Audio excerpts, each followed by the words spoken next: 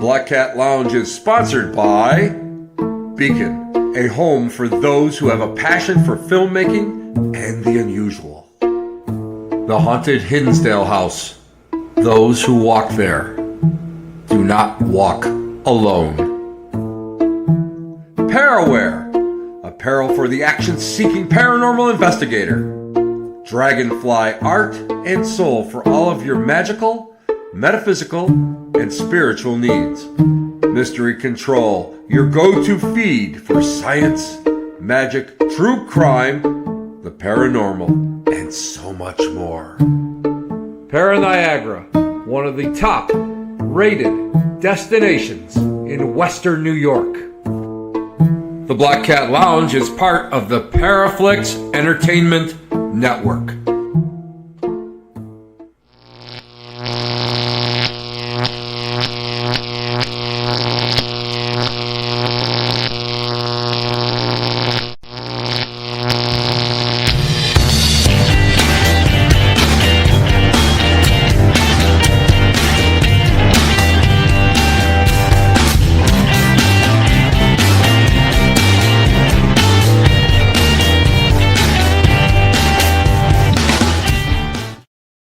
Hey everybody, welcome to the Black Cat Lounge. You're here on another Tuesday night. Thank you guys for being here. I really appreciate it. Because why? Because without you, I'd be talking to myself. Oh, that's something normally we do anyway. You know, it's so funny because a couple days ago, a little while ago, my dear long-suffering wife, we were driving separate cars and she saw me driving somewhere.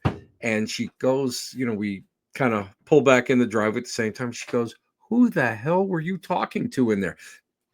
Needless to say, there was nobody in there, So, yeah, I just go, well, I was just talking to myself out loud. And, you never know who the hell, you're a medium, you don't know who you're going to do. But anyway, we have a great show for you tonight. It's a fantastic show for you tonight. I'm really happy that our guest took the time to be on this show. But, before I bring her on, I just want to let you guys know that, one of my pet projects is preservation. And, you can't be so obsessed with paranormal or ghost hunting or whatever you want to call it. You got to have other outlets, and some of your better outlets outside of like scoring drugs in the corner or or drinking until you fall down. That was me years ago, but that's neither here nor there. But anyway, no, that was not me. You should go and you should really try to give back. And one of the things I love doing is, and you guys are going to laugh, but I always talk about it. I volunteer at Concordia Cemetery, and just briefly, the history of Concordia Cemetery goes back to 1800s. But the old board took off with the perpetuity money, which means that there's always money that is left and put into a bank account that's not supposed to be touched, and it's for upkeep, maintenance. Well, they did, and the cemetery was abandoned for a few years. And there's like 17,000 residents there. We call it residents. They're dead people, but they're residents. And kids got in there and destroyed stuff and knocked stuff over. And the elements have been taking its toll. And it's a really kind of neat place. So yours truly goes out there and loves to volunteer there. I love volunteering. This happens to be me this past Saturday with my trusty crowbar that I lift many a stone with. And I love this. And the volunteers, we all have a good time when we're doing it. And it's just fun. But I brought in, now you guys know that I go and I travel a lot with a buddy of mine, Frank Kupka. And Frank Kupka is my trainer. Yes, yours truly. There's not much there. 68 years old. There's not much muscle there. But he's actually my trainer. And, he's a para guy. And we travel to a lot of events together. So he wanted to come out and see what was all about, and I put him to work. There he is on the new winch as we're bringing up an obelisk, and this is an obelisk that was semi-buried for oh my God, probably I would estimate at least 10-15 years. So we were bringing that up, and this is kind of what was unusual about it, because if anybody can see, you can see the top of the obelisk, and we're bringing it up. But you can see where the gentleman is kneeling, and you look straight down, you'll see like a shiny spot. That's actually another grave marker. And it was shattered. It must have been shattered when the obelisk was pushed over. So that is what we love to find because it's something that's amazing. And the writing, which is on the other side of that obelisk, actually showed uh, a name that wasn't in the cemetery record. So we actually brought in somebody, we actually discovered somebody who's buried there and nobody knew. So that's fun. We reclaimed 11 stones. So that's half of what we did for the whole year. So we were really starting to work great. So I just let you know, guys, if you really, I want you guys to take the time to think about giving back. Just giving back. That's all you got to do. It's no big deal. It's not hard. And I always used to think that volunteerism was like standing in a soup kitchen and that's not my gig. I can't do that. I worked with the public for too many years and I just can't do that. But somehow being a medium and working in a cemetery is kind of a natural thing. And also, you never know who you're going to talk to. Most of them are. It's an old German cemetery, and I don't speak German, so I guess I'm lucky because I don't want to be called a Schweinhund or whatever they call pigs or whatever. So anyway, that's enough of that, guys. Let me go and just tell everybody just how happy and excited I am to bring our guest on today. I mean, we have so much in common, the two of us. We really, truly do. And what I love is the fact that she's a medium. She's a spirit artist, which is amazing. Photographer, author, speaker. Oh my God. She actually penned a memoir. It's called Dancing with the Demons. And let me just find it. And Speaking Shadows, I have it right here. Look at that. And she's also written so many articles and legend. She's got a blog on her website, which we're going to go and I'll put out there. But she's also a fantastic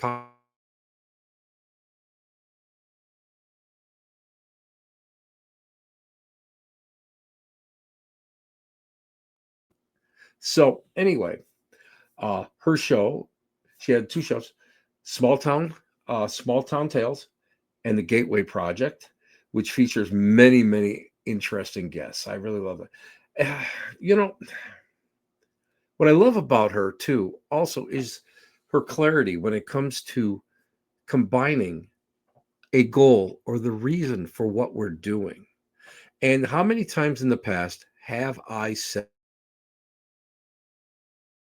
you can't just sit there and let little lights be, oh, so pretty, oh, so nice. You got to have a goal behind it. You got to have some kind of spirituality behind it. You got to have something behind it. You got to have a little substance instead of just looking at the lights. If you're looking at the lights, you know what I mean? Get a bottle of, wild Irish rose and drive around during Christmas time and watch the lights. Have something besides that. And that's what we're going to talk. We'll talk a little bit about that among other things. But please welcome the one and only, someone who I am so thrilled about coming on board, the amazing C.L. Thomas. How are you? It's so good. And I think your mic is muted, by the way. I just want to let you know. I think your mic says, Can yo, you there hear we me now? Yeah, you're all set. Of Oh, course I you can hear you now. can. Wait a minute, wait a minute. Telepathically, yes. Yeah, I can hear you. No, I can hear you fine. Thank you for coming on tonight. I was thrilled when you said you would come back, come on the show, because you and I see things a lot in the same light. And I think that it's so nice to find someone who is like-minded with what we are doing. So I want to go and ask you. You seem like a nice person, not too well, we're all crazy, but not too insane. I love backstories. How did you get into this field? And wait a minute, before we start, were you born in Pittsburgh? Did I read that you were born in I was Pittsburgh, born in Pennsylvania? Pittsburgh, yes. Oh, so you were only 3 hours away from here. That's and Yeah, and and now you're on the West Coast, which is I'm sure a lot easier in the winter to live. it's a lot easier. It's a little harder to live though. Oh, oh, no, don't tell me that. Don't tell me that because Are it's you cold coming out here. west? Well, true, true, true. But why did you get? How did you get involved in this? Because I sit there and I think to myself, geez, I mean, I was brought kind of up into this crazy world. How did you get involved with it? Well, you grew up in the spiritualist church. Your Right. story is amazing with what you've told me about growing up near Lilydale and experiencing all that. On the other hand, my life is kind of different. So my dad was Catholic, my mom was Jewish. Mm-hmm. So I had this entire different back. Hi, James and Nito. Um, my background was just totally different. My parents, there was a lot of problems in my family because of the two religions battling out. But like I never got to know my grandfather because he disowned my mother from marrying a Catholic guy, Mm-hmm. and you know how it is. Yeah. Oh, yeah. So there's all of that. But my mom, she took me to the synagogue and then she took me to the Catholic churches and she said, you know what, you're on your own. You decide. So I ended up by this, and just to back up a little bit, I was seeing spirits and things at like age 2. That's my first memory is seeing spirits. Wow. So that's how early it started. And I had a grandmother who kind of taught me not to be afraid of it, that sort of thing. She understood it. She ended up passing away though by the time I was 5. So my mom didn't really want to entertain that. Instead, she took me to different churches and things to get me started in that direction. That's what started the, I guess, the spiritual background for me. Mm-hmm. Of course, as you know, I didn't choose Judaism or Christianity. I kind of went more the Wiccan way years later, but I still incorporate a lot of what I've learned from the other two religions, and um, I just have a application in to join the spiritualist church too. I know we just talked about that, Mm-hmm. but that's a little bit of my background. It's been a lifelong experience and education for me, and I'm still learning every day. Well, it's funny. It's because for me is went to a parochial school. Went to a you're talking to you're talking to a little German Irish guy, right? Scottish guy, and went to a Polish parochial school. So, and I was taught by nuns. But during the summer, I got a chance to go down to Lilydale and visit the relatives and the spiritualist assembly there. And through that, and you mentioned Wiccan, through that, I was able to go and broaden my spiritual horizons because of the fact that all of a sudden, being a spiritualist, I was accepted into all these different religions and stuff. And and I'm just going to throw. My friends all laugh because I name drop, but I knew the late Raymond Buckland pretty well, and he was Oh just a great wow! guy, and I mean, he was somebody that was like, let me just tell you, kid, that this is, follow your own path, you'll be all set. And I think a lot of it kind of stuck with me. But the spiritual path is one that's not easy. I believe. Let me ask you this: do you think that the religious path is harder to follow than the spiritual path? You know, I'm going to say no on that, and it's Uh huh. because the religion path. This is why I haven't chosen either direction between Judaism and Christianity. Both of them, you're told what to believe, you're Right. told when to show up to Exactly. church. It's very dogmatic, and that's not spiritualism to me. To be spiritual, you have to have your own set of beliefs. You have to be Hmm. strong enough to develop in those beliefs, and it's a lifelong process of learning, surrendering, getting rid of things like ego. There's a whole list of things that come with that, right? So, Exactly. Exactly. Because it's funny with me. Uh, I thought I was 100% happy being a quote unquote card carrying spiritualist. And then I started, meeting so many different people and so many different traditions. And I started thinking to myself, wait a minute, this becomes way too much more. This is a lot more dogmatic than what I wanted. And I thought, well, the religious thing was comfortable because I was told what to think and what Right. to believe. Mm-hmm. But I couldn't hold it. I tried so hard, and I've come back 1,000 times. But to hold on to that dogma is tough. Now I'm at that point where I've like deconstructed myself back to those early days, and now it's all spiritual. What kind of spirituality do I encompass? What am I doing, and what works for me? So, and again, that's a friend of mine, Mike Bestine, who's an Algonquin teacher. He studied under Mad Bear Anderson up in the Tuscarora reservations, and he said to me, he goes, Tim, he says, he goes, you have to get out there and do this stuff for yourself. You have to be able to go and not pattern yourself. And I thought, oh, he's right about that. He's right about that. Now, okay, that's enough about me. I want to talk to you more. Uh, you got me talking about myself, unfortunately. Well, you're just so interesting. No, no, I'm not. Believe me. And my wife will agree with me on that one. Anyway, uh, you know, let's talk about this memoir. Let's talk. Oh, Dancing with Demons. I have it. Dancing I demons. just finally got copies. They got lost in the mail because I had moved. Um, it's under Mike Ritzicker's publishing company. Oh, great. And so, you know how when you get a book published, they send you a bunch of copies. Yes. So that's what it looks like. It's the first time I'm actually seeing it. I just opened the box before I got on here. But yeah, it's about my story with the paranormal world.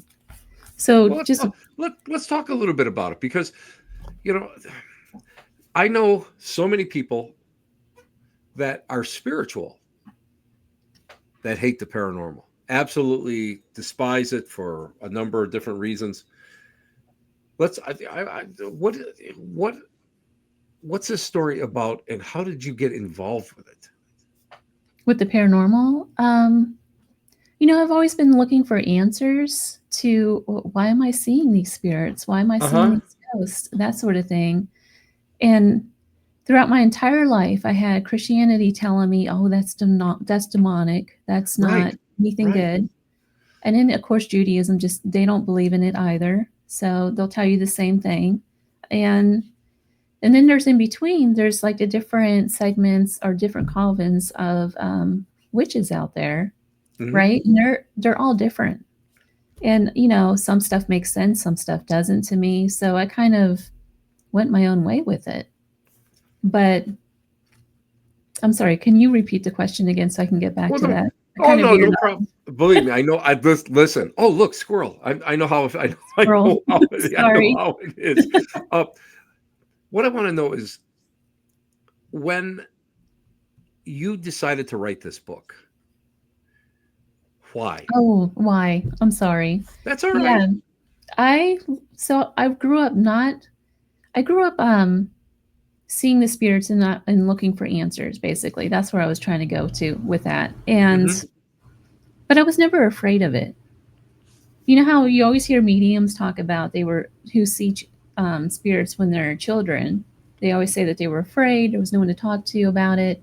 That wasn't the case for me. They were Hmm. my comforters. They were my friends. They were my helpers. It made my life so much more magical than your average childhood, right? It wasn't until I went away to school, forgot about it. I was in med school, very competitive. That's a whole different story in itself.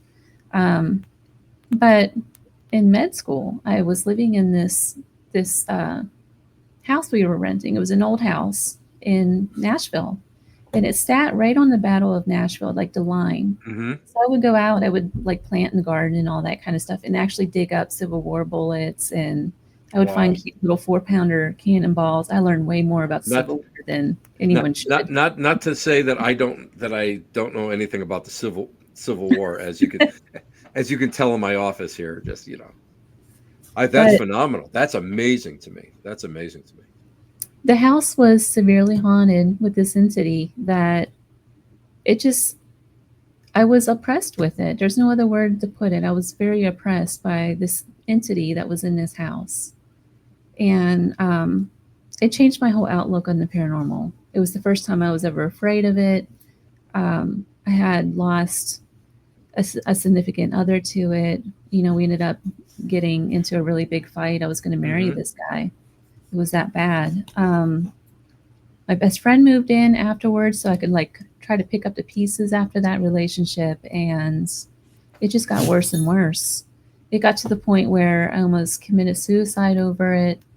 And which is a very typical reaction, believe it or not, when you start talking about any kind of negative hauntings. So Yeah, I'm sorry to hear that, but you know, I've I've it's a I've heard that many times. um, it ended with I ended up getting stage 2 cancer, and while I was in the hospital, it was like a really quick thing. It was real aggressive, so basically I was diagnosed that week, and then I was in the hospital already getting operated on and going through Hmm. chemo. In that time period, I didn't come home for a while. My roommate at the time went ahead and packed up the house, and she moved us out. She said no more. She broke the lease and got all my friends together, and they just all moved my stuff.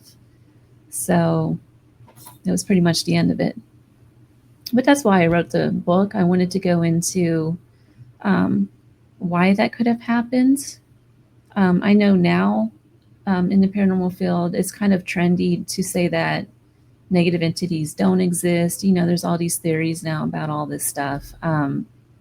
I believe personally that I brought it into my life by myself.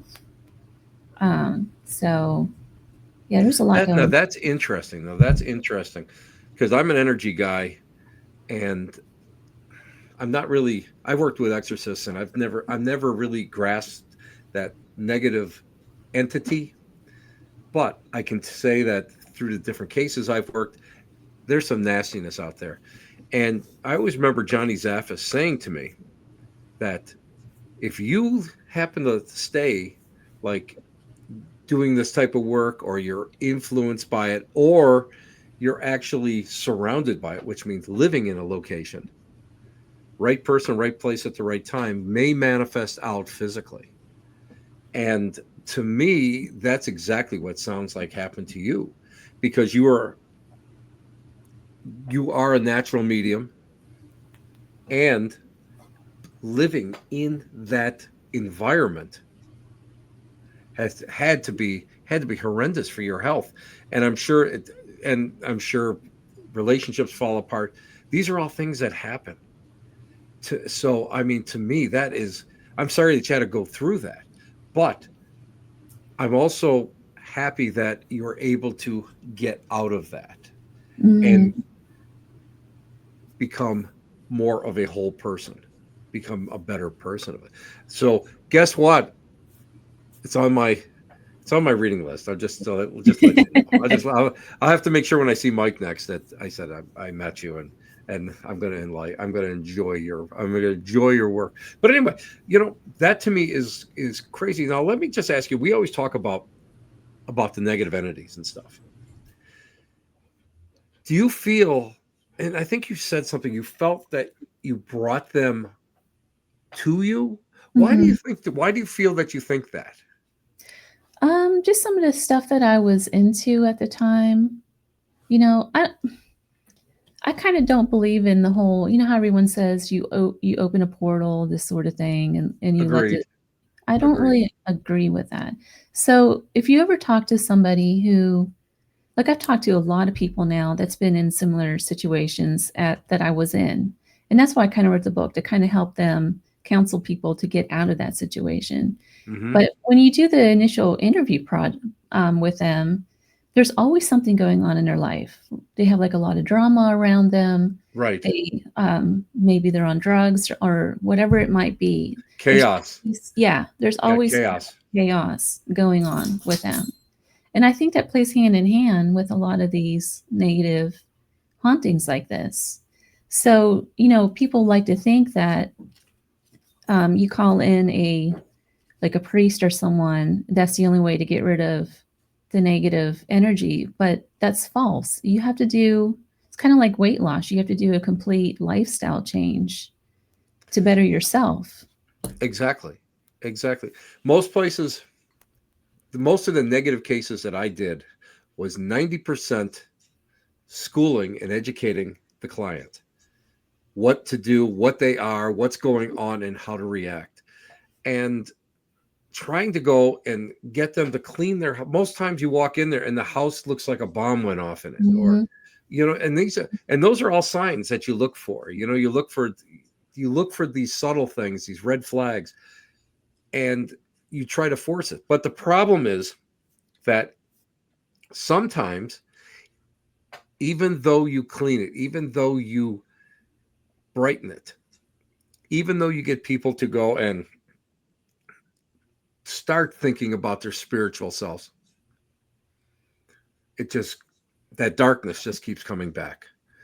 And I, I there's not an exorcist out there that will tell you that everything happens like that and it happens forever, because my different cases that I've worked with prove that to be wrong. Prove that to be wrong. Now let's go and let's talk a little bit about, you have traveled a lot, and I was listen, I was doing my due diligence on you. I'm not going to lie. You've actually been able to go and get out and go to some very cool places. Now, when we were corresponding back and forth, we were talking about the history, the and I hate to put, I hate this, I so hate this moniker, para history. I do. I hate that, because all of a sudden everything's got to be paranormal. But It's important though. oh, I know. It's it's like the modern lexicon, but it's like, please, guys, can we split that a little bit more? How important is the history of a location that you are going out to check out? Oh, it is so important. It's so important. And the reason being is because you hear these stories played over and over again, and then people start to collect evidence based on those stories, Yes, and they're not even true. it's You so know, true. Yes. Oh my God. You're the first guest that I've ever had that has said that. Thank you so much. You know what? The check's in the mail already. Oh, I'm not kidding. I'm you know not how many kidding. times I've gone to a location though, and as a medium, what I like to do is walk through the place, and Hmm. then I always see I see what I call like flashes. So I see what the place look like, Hmm. that sort of thing. And a lot of times I won't pick up, and this doesn't mean that it's not haunted or any of that stuff. It's just what I'm not picking up. Hmm. Um, but I won't pick up on the stories that everybody else is getting evidence on, such as, I'll give you an example. Um, what's a good example I can use? I have so many of them. Um, I'm going to go with Goldfield. The Okay. Goldfield Hotel. I love that place. But you have a lot of paranormal investigators go in there, they get possessed, they see whatever. And Yes. the story is that there was a prostitute in there who was chained to a radiator, who had a baby that was thrown down a well. It goes on and on and on, right? Yes. First of all, women, historically, if you do the research, there is no record of any woman dying being chained to the radiator. The guy that they said that did this, he only stayed in Goldfield for like a month. He came, he built the hotel, and he was gone because the hotel burnt down. He was gone after that. Um, no women were actually allowed in the hotel Goldfields, not even prostitutes. It was like a first class men's club kind of Hmm. thing, minors, or people who own those mines, I should say.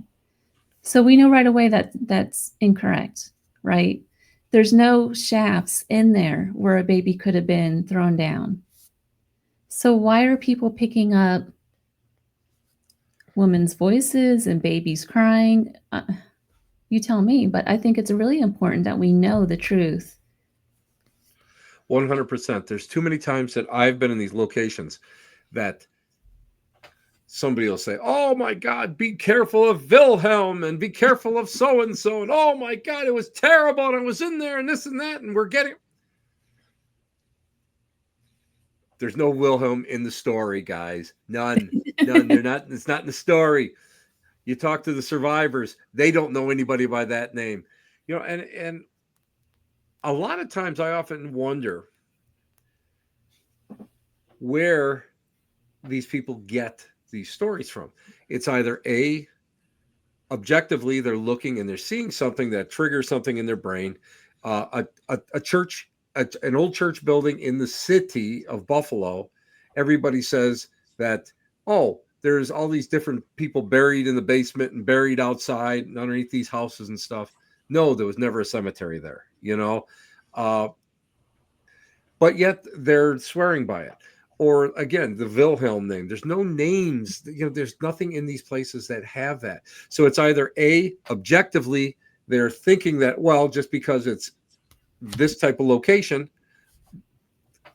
it's going to be a hotel, it's going to be prostitutes automatically. Especially a ghost town. Exactly. Because people have watched Gunsmoke. Well, before your time. I'm sorry. Yeah, that's an old reference. But the other thing is that I think, and I've gotten people that really have gotten upset with me. I think people bring these entities, these vibrations or whatever with them to these locations. And for whatever reason, these entities stay at these locations, or it's the echo of these entities that these people have brought in, and somebody will go in there, and especially, and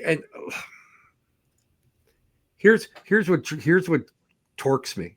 You ready for this one? This is what torques me.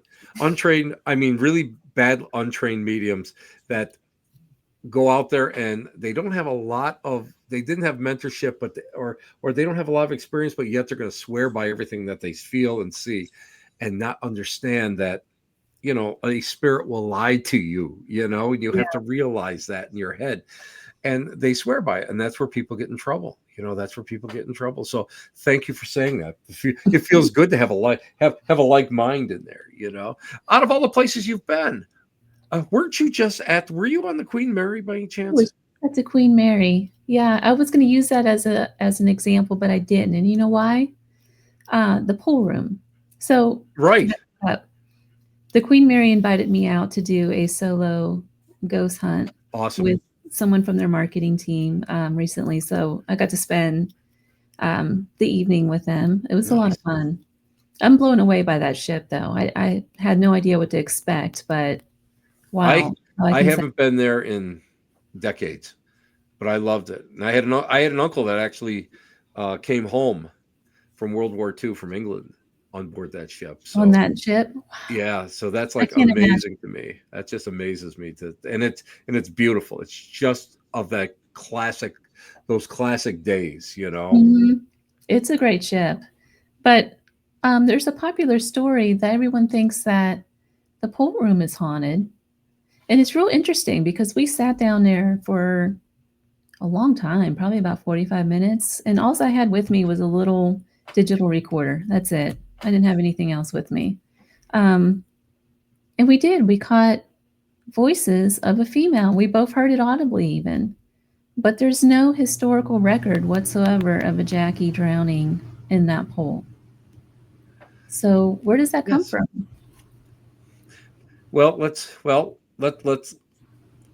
think about urban legends. Urban legends, the old saying is, if you say a lie enough times, it becomes the truth. But with my investigations in urban legends, it's like an onion.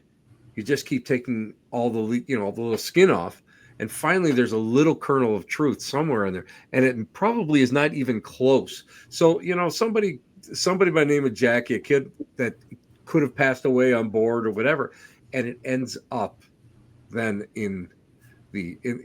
as a part of the story of that.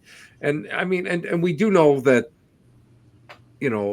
crew members were killed, and that stuff is fact. But what kills me is, what bothers me, and I'm sure that you feel the same way, is our locations that will go and make up the stories so that it pops The, Mhm. did you ever run into that by any chance? I'm sure you probably have, because you're already rolling your eyes and you're making me happy by you doing Oh, that. yeah.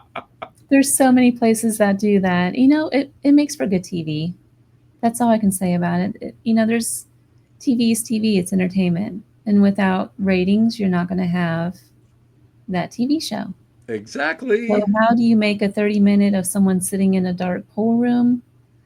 How do you get the ratings from that? You got to make it exciting. It's kind of like Goldfield and all across the West in some of these ghost towns. What they did in the 70s and 80s is a bunch of people bought them up, Hmm. individuals, and they wanted to build up the tourism and try to revitalize some of these towns. Goldfield's one of them. And so they built like fake portions to their cemeteries with fake markers with things that say Oh, God. really? Yeah. Oh, So there's a wow, I whole did not there's a whole know that. section in Goldfield, and it says a guy died by eating paste, and there was another one about got shot by a gunslinger or something like that. What they did was they dug in the old papers and just pulled out the funnies. They're not even real stories, and they put them on fake tombstones just to draw in that crowd, so that when they take the tourism bus over there, there's something to look at. I was brought into an old structure, and it was a hotel at one time. And on the wall was a guy's name and an address. And the lore behind it was this guy committed suicide by drinking laudanum. And that was where he wanted his body shipped. Well, we can't find anything. There's nothing. You would think something like that would make a local paper, or it would make some, it would be written up somewhere at the time. Turns out that it was just somebody's name and an address that was on the wall, and the owners ended up painting over it. So, I mean, that'll tell you right then and there, that everything that we run into is not truthful. It's not Yeah, it's not truthful. truthful. Now, let me ask you this. We're talking now. You kind of hit upon something. It's the lure of bringing people in. Do you really? How much do you think it's damaging what we do as mediums, as psychics, as paranormal investigators? How much of this do you think is being damaged by these people who are trying to build businesses? It's a hot It's a, potato.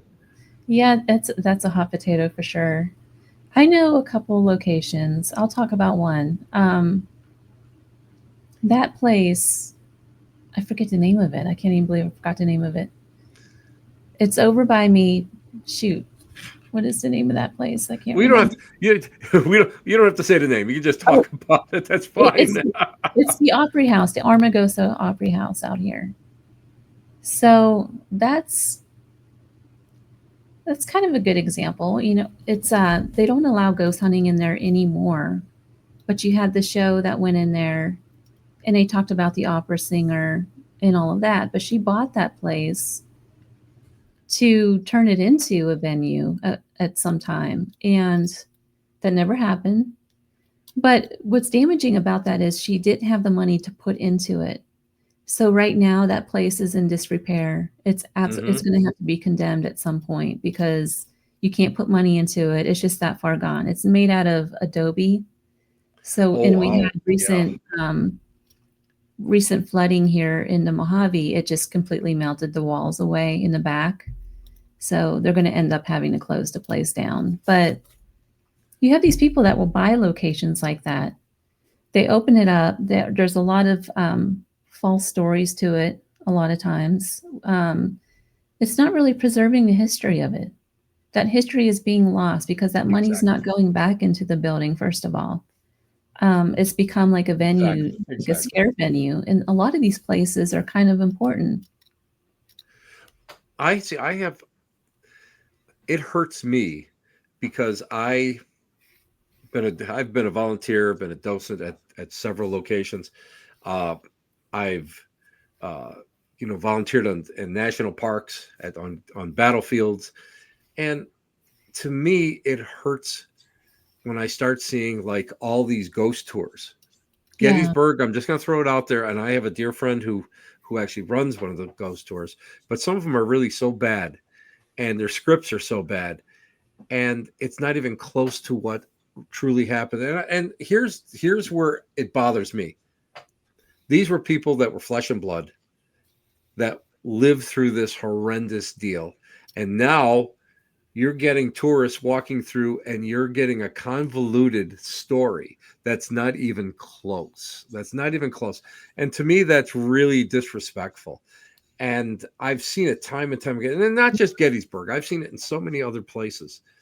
So it's tough for me to be able to go and, you know, really even put up with it sometimes. And that again, it hurts my soul to have that done, you know, to see that. Bucket list. Where do you want to go? What's one of the places that you'd love to go and visit? I haven't been to Scotland yet, so Hmm. that's on the list. There's a couple places in England that are on the list. The US, I haven't been to Alaska. Um, there's not too many places in the US I haven't been to though right now. Listen, I'm lucky I get to Ohio now. That's as far as I'm going. I'm not leaving New York State, Pennsylvania, and Ohio. I think that's as far as I go. But that's just me now. Uh, if you were to go and now do you take let me ask you this, do you take individual cases from people, or because I've stopped doing that. I've stopped because I've run into more people who should be in a therapy group rather than a paranormal group. Yeah, I do occasionally. I do occasionally. I try to help out around town. I'll get a call every now and then. Hmm. Um, I just got a call recently from somebody who was asking for help, and what I do is I talk to them on the phone, find out what's going on. This particular person, though, it's kind of like we talked about earlier. You do that front investigation to kind of see what's going on. This Hmm. person had a lot of her husband collected like a Yes. lot of Nazi paraphernalia. Yes. And Okay. Yeah. yeah, she was telling me that he's got a lot of anger issues and the drug addictions and that sort of thing. And I pretty much told her, you're going to have to seek counseling. And then once you do that, we'll revisit this, you know. Perfect. But that's the perfect way of doing it. Do you know how many people get upset with me when I say, "Okay, we spend an evening in your house. Nothing has happened, but your house is in chaos. You got dirty floors. Your garbage smells terrible. It's been, it's overripe. The collections that you have. Now, I'm not going to say anything because my collection is quite eclectic, and I've got on the other side is all my Ouija boards and all the other stuff. Yeah, I got him too. Hey, you have them. You got to have them. But they get upset when it's not a metaphysical or paranormal cause, Right, and right. it's like, well, no, you have to understand. Well, I'll find some, but well, okay, but listen, when my time comes and I have to meet my maker and I have to explain enough of my own mistakes, I don't want that one to be one of the ones I've got to try to explain my way out of, you know. But a lot of people, and I've seen this, especially like within healing circles, where they really people put a, and again, there's nothing wrong with that because it's alternative healing, but sometimes people really need to have a step in reality. Have you run into a lot of that? Because I know over the Yes. years I've run into way too Oh, yeah. much. Oh, yeah. There's only so much that gem rock and sage is going to do. At some point, you have to actually do your own self help and figure out, how to make yourself happy, how to heal Exactly. from whatever situation you've gone through. Nobody can do that for you. You have to do that on your own. And it's hard, and people don't want to do shadow work, as Mhm. well as I do. People, when it comes to shadow work, that is that's like looking at yourself in the mirror and being honest with yourself. And that's like Right. ridiculous because you sit there and go, wow, I am like not right. And then you realize, well, nobody else is nobody else is right either with it. But you once you confront it, you're able to go and heal from it. And that's what's so important about that. So important. Let me Yeah. ask you this. Let me ask you this. Because I'm just going to rapid fire you a little bit here. I'm sorry. Erie Explorations magazine. Let's talk about that. Tell us about that because I think that first of all, it's great. You know what? Thank you so much for even inviting me to even submit something because my God, it's like I haven't written anything in years. So I was so thrilled that you even entertained the idea that this old guy could actually take these two fingers and type something out. But tell everybody about that. Erie Expeditions magazine. It's about legends and locations for the paranormal. It really digs deep into the different locations, like Oldfield, for instance. I kind of paired it because I am a photographer and I've done a lot of work in magazine. I used to shoot for Southern Living and Nice. Gun and Guns, Wow. and I did a lot of stuff for country music in my Nashville life when I lived in Nashville. So, coming from that background in media and magazines, I just love that idea. I had the opportunity to meet Anthony Bourdain one time while I lived in Nashville, and we were at a party at Jack Black. He Hmm. lived in Nashville because I worked in that industry. I was invited to his annual Christmas party. Um, he would have these amazing, huge house parties, but Anthony Bourdain was in town filming, and he was there. And I was just blown away by this guy. This was years ago. I wanted to do the same thing he did with paranormal and legends, but only instead of food, have it with paranormal. So that's where the idea came from initially. And then as it came along, I just didn't want to put people in it. I just wanted to focus on the locations and legends. See, I So, love that. I think that's so great. And again, this all ties into let's talk about the history of it and let's talk about what is legendary, but what's also the truth. And that's what I love. See, I loved his format. I loved his show's format mhm. because he wasn't afraid to go somewhere, try it, but he also was somebody who was kind of like put it right on the level. Yeah. If he didn't like it, he at least put it out there. Well, what really struck me about him was he didn't make it really about himself Hmm. or the food or he didn't make it about that he was this great chef at all. He made it more about the people and the culture and the people he visited. He was very humble like that. In fact, when I met him, you would have never known he was famous at all unless if you didn't know him. He just didn't come off like that. He reminds me of you. Well, That's the way it works. Yes, no. yes.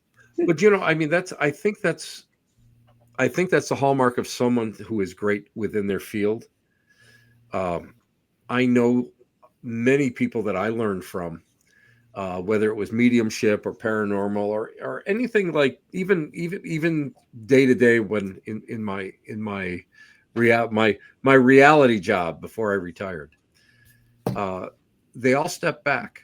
They would show you, they would talk to you, they would mentor you, but they all step back and they let other people shine. And I think that's what's probably the hallmark of a good investigator or a good researcher.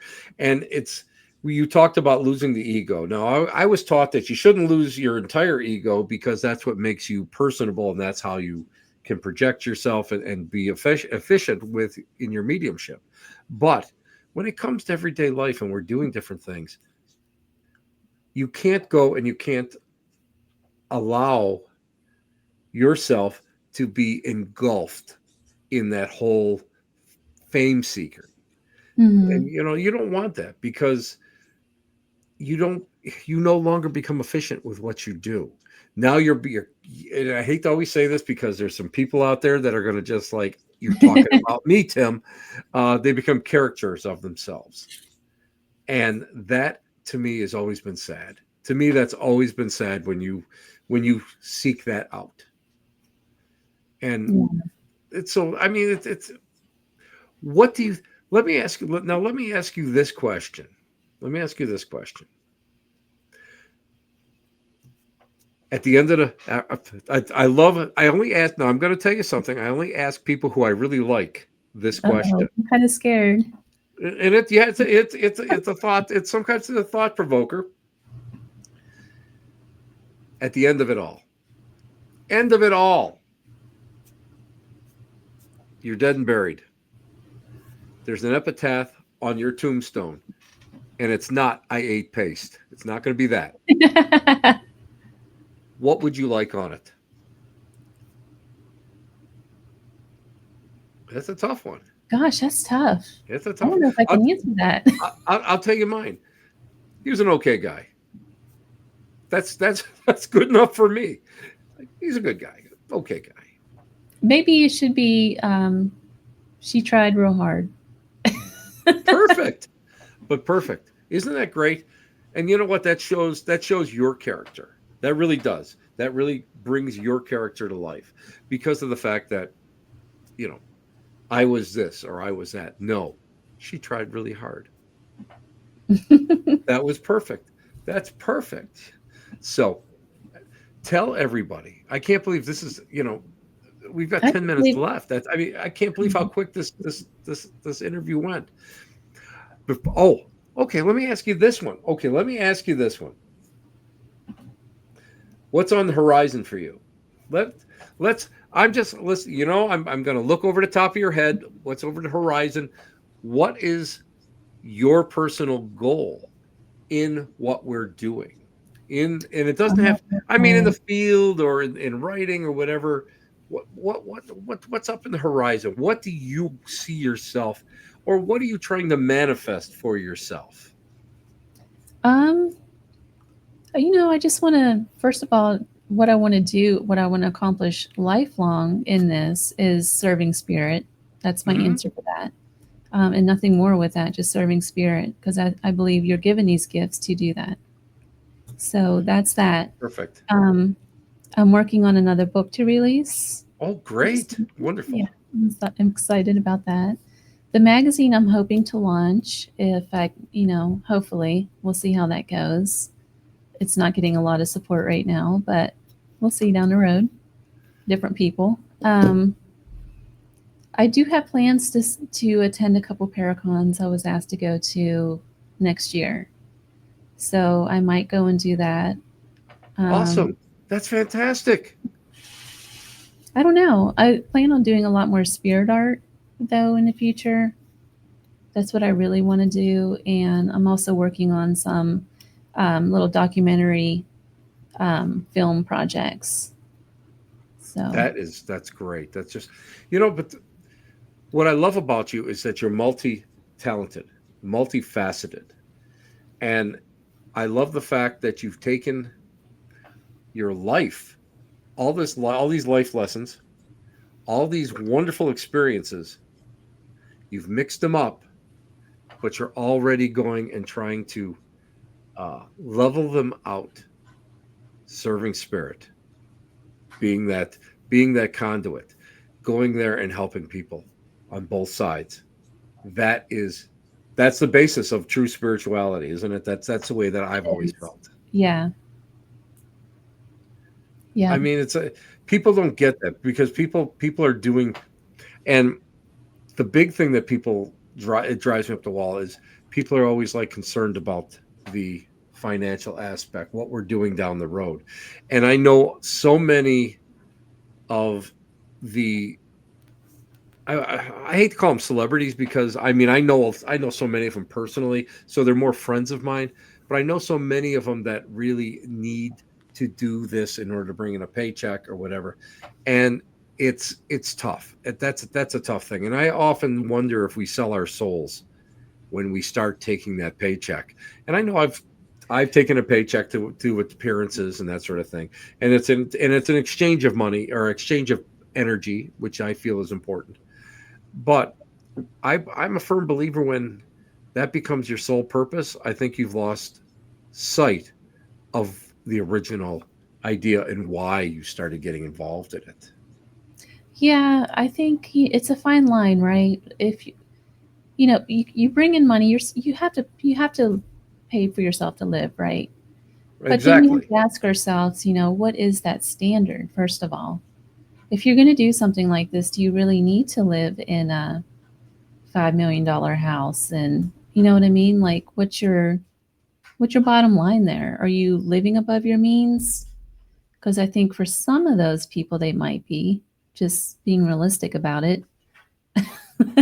you know, True. um, It's true. It's true. And that's, you know what, I always, back in the day, when at Lilydale, when I met, when I was a kid, and that guy who, which I hate to even think of it, but the guy was probably younger than I am right now. And he said, I'll never forget when he said to me, he goes, and I say this to everybody, I say this to all my mediumship classes and stuff. What you're learning here is to be a great addition to your life. It's not to be your life, which means go out there, get a job, do something, and let this be your guide. Let this mhm. let this, help you to be a better person along the way. And I've always lived by that. So knock I on wood, I've done okay. I think that you just nailed it. That it's kind of the point of this. Like I said when I first came on here, it's been a lifelong journey for me. I really think the paranormal we're not supposed to be out there ghost hunting for money. I'm just going to be honest. I don't think that was the point. I don't Hmm. think we're supposed to be out there doing it for cash. I mean, it's okay if you are, I get that, the entertainment world, but I think personally for a lot of people, they have these paranormal experiences, something happens. I really think that's a message from spirit saying, hey, wake up, look over here. We're trying to guide you, kind of thing. I don't think we're supposed to be running through abandoned buildings and stuff with this every weekend. I agree. Dear God, I agree so well, so much on that. Tell everybody how they can find out more about you, your books, how they can order it, and you know what? Find out what's going on in your fantastic world. Well, I'm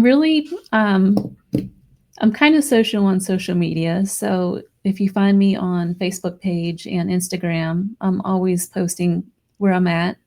For like shows and things, though, books, clthomas.org, that's the best place to find everything. Fantastic. I want to thank you so much for coming on the show, taking the time. The time difference is insane. So Yeah. I do appreciate you coming on more than you know, and it's really great to be able to talk to somebody who I feel is a true equal to me. Which, believe me, it's not that high. That's not high praise. Believe me, there's no life like low life right here. But it's so nice to be able to talk to somebody who understands and understand. I kind of follows the philosophy that I've followed all these years. So it's wonderful. Stay on the line real quick. I want to go and I want to thank you off the air properly. And again, you humbled me for coming on the show tonight. I really Thanks for appreciate having me. I'm humbled to be asked. Thank you. it. It was great. It was great. I'll be back in just a couple minutes. Guys, this was a phenomenal show. I absolutely loved every minute of it because of the fact that it's so it's so enlightening to be able to find somebody else out in this world. I feel like I'm that guy, with the lantern, looking looking for one honest person. But it's so true because people in this line in this field sometimes they aren't all what they seem to be or what they should be doing. So, guys, really think about what we're doing. Think about why you're doing it, and enjoy it. But do it for a reason. Do it for a preservation. Do it for your own spirituality. Do it for your own seeking. Learn, bring it into yourself, and become part of whatever the universe is. Whatever, guys. This is Tim Shaw. You're at the Black Cat Lounge, hanging out with us, where the cool kids are hanging out. Where else? Next to the dumpster transfer station. Here, where the cool kids all meet. Ciao, babies. Thank you for listening. We'll be back next week. Thank you, guys.